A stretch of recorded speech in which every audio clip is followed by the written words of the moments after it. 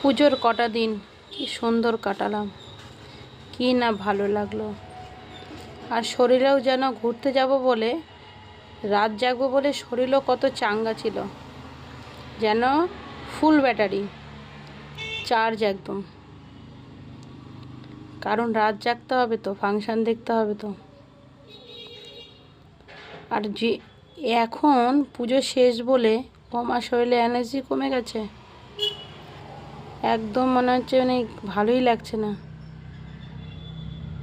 আর পুজোর কটা দিন সত্যি কি বলবো, খুবই ভালো ছিলাম মন থেকে শরীর থেকে। এখন পুজো শেষ, এখন শরীরও ছেড়ে দিচ্ছে, শরীরও আর সাথ দিচ্ছে না, ফোনও আর সাথ দিচ্ছে না, কারণ ফোনও হ্যাং করছে।